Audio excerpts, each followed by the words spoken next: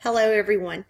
I wanted to talk to you a little bit about what the course professional development includes, especially since the name professional development can mean so many different things to so many people. So to begin with, I want to look at the course catalog description of this course.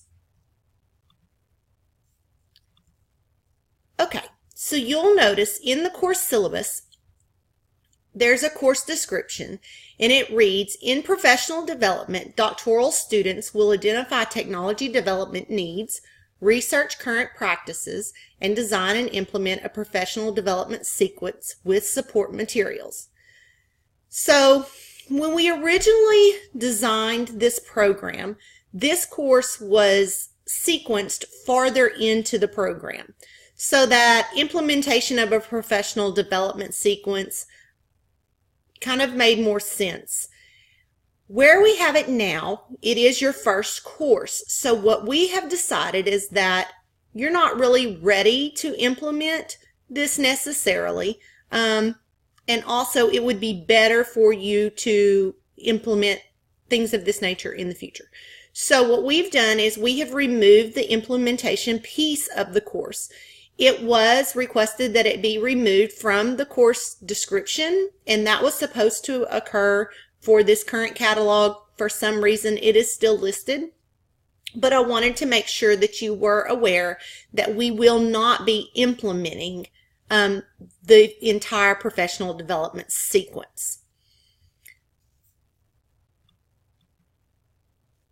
The next thing that I wanted to talk to you about is what professional development means. And like I said, professional development can mean so many different things to so many different people. So it's really important that we clarify what that is meaning, what the words professional development mean for this particular course. If you are in a K through 12 setting, currently or previously, probably professional development brings up the ideas of those meetings that you sat in at the beginning of the school year where either you learned about policies and procedures or maybe some new concept or program that you were going to be implementing into your instruction. Also, it could have been continuing education hours that you completed throughout the year. It could have been different trainings that you went to, maybe at your region center or at your district level. Those things that were called professional developments.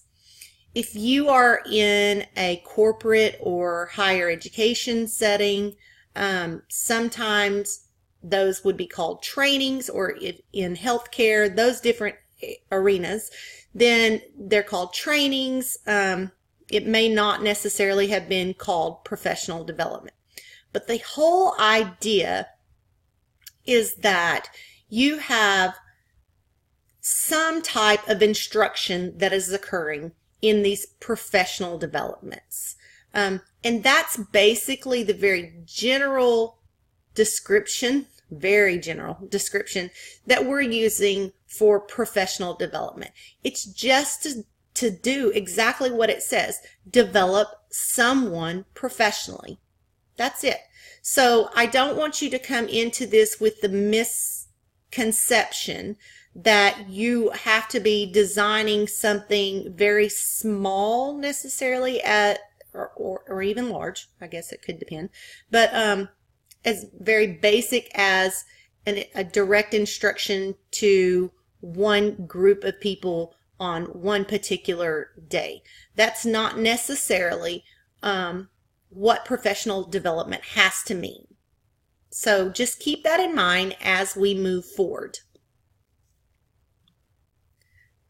The next thing that I would like to do is to give you a very broad overview of what the course is going to look like and how the assignments fit together and how those then fit into additional coursework that you'll take in the future. So again, we're going to look back at the syllabus. And so we're going to go to, sorry, I should have probably scrolled this before I made you all sick. But let's just look at the major graded assignments. Okay, and you'll notice that those are the Models of Instructional Design research paper, then your front-end analysis, Instructional Design Objectives Blueprint, and Instructional Strategies and Materials Plan. So the first assignment, that Models of Instructional Design research paper, that's where you're going to be looking at what are the major models of instructional design.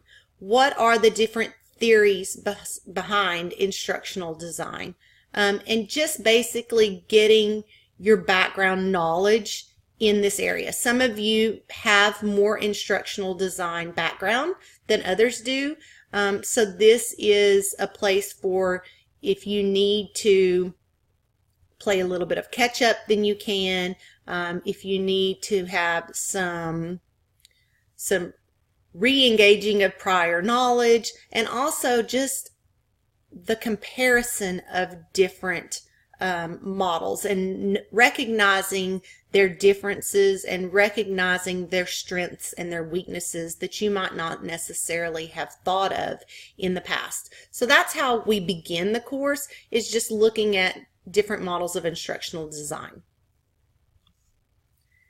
The remainder of the course will focus on following and understanding those steps of basic instructional design.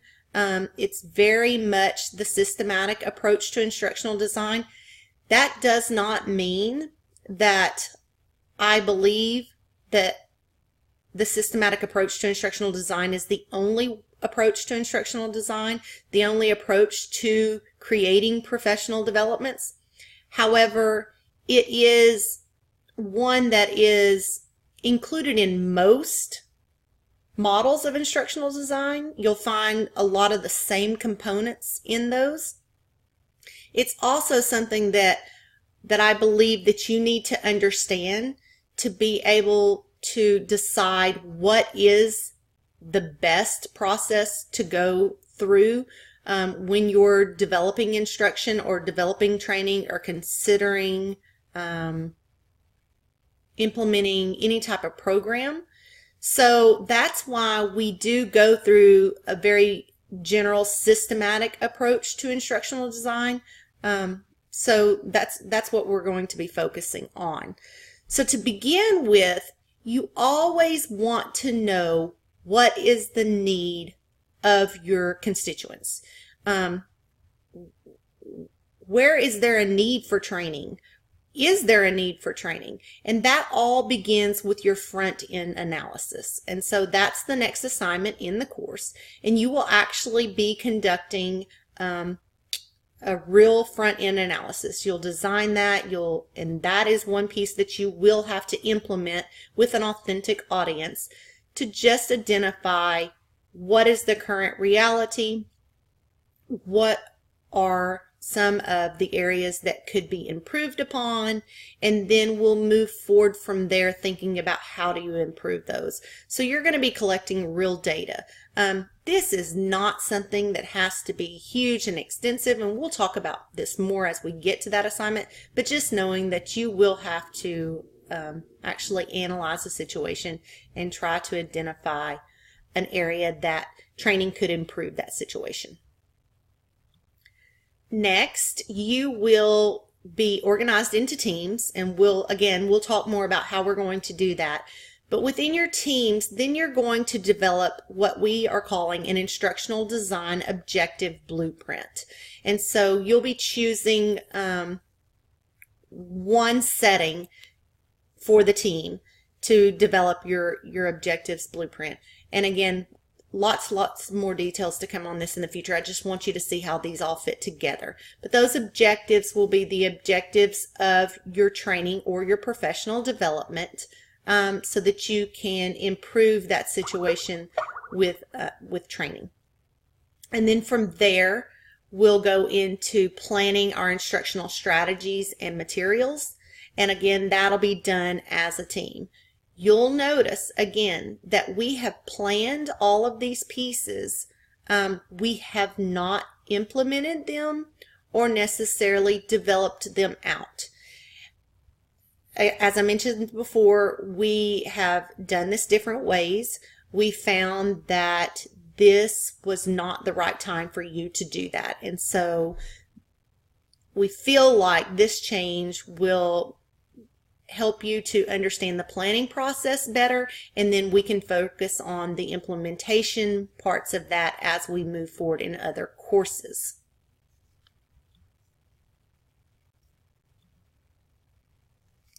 Okay, so I mentioned other courses.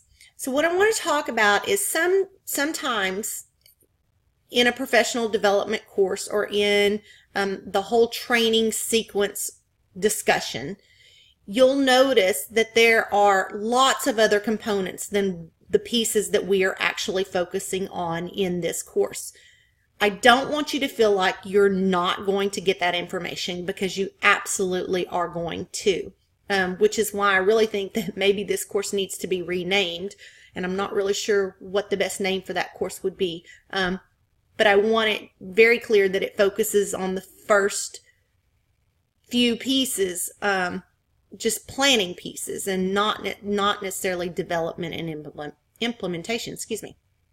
So I want you to understand that you will be evaluating professional development packages or training packages, programs, all of those things in future courses.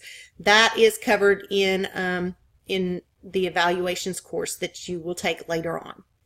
Also, you will be learning about trends and issues, such as delivering instruction in a variety of settings. That's also covered in a future course, and that's covered in a course that I'll be teaching to you as well. So I promise I know that that is covered in detail in the future. So we will get to that. We're just not going to get to that this semester. So this course, like I was saying, focuses on just those major steps or those major concepts that you as an instructional technology leader will need to understand and consider when you're planning a program or any type of subsequent instruction. So that's what we're going to be focusing on this semester. Another concept that you may feel like should be included in this course that is not, is a deep discussion of innovative teaching approaches or instructional strategies. You will be planning some instructional strategies, so you will get some basic instructional strategies, and we will talk about a few innovative strategies. But again, this is something that's covered in future courses, especially the instructional strategies course. So I don't want you to feel like you're missing out on that. I promise again that it's coming. So again, this course is very much focused on understanding what the instructional design models are, the major components of those, how those are similar and different, and really learning or developing an understanding of when those would be useful for you. And apparently Siri thinks that I'm talking to her. So, sorry. So this course is going to focus beginning with the instructional design models to help you understand those. I'm not sure I understand. Stop, Siri. Sorry. That's when you have too many pieces of technology around, they try to all work for you, and it's not helping. Okay, so again, one more time. The instructional design models are going to help you know when you would use those in different situations. So by researching those, that should help develop that understanding and promote that for you. Then we're going to take the basic steps of a systematic approach, and we're going to look at those in more depth, beginning with a front-end analysis or a needs analysis. And you have probably conducted needs analysis in the past. If you haven't, you're about to, and you will continue to conduct needs analysis throughout this program, because we feel like that's a very important component. It's really important that you understand what your audience needs and not just have an assumption of what their needs are. Now, do I know that sometimes you are prescribed what you are developing? Absolutely. But in best practices, you would go to your stakeholders and find out what their needs are and listen to them. So we start off with that once we understand our instructional design models. And then from there, like I've already told you, you'll develop your objectives and really looking at what were the needs, what are your goals and objectives, and then your strategies and your materials that you would need from that. So that's the basic overview of this. I know that you probably have even more questions now, and that's fantastic. I would love for you to ask those. So if you have any questions, be sure to reach out to me. I would love for you to use the coffee lounge if you're comfortable doing that. And so just let me know if you have any questions, or if there's anything you don't understand about generally what this course is going to be about. Okay, thanks. I look forward to hearing from you.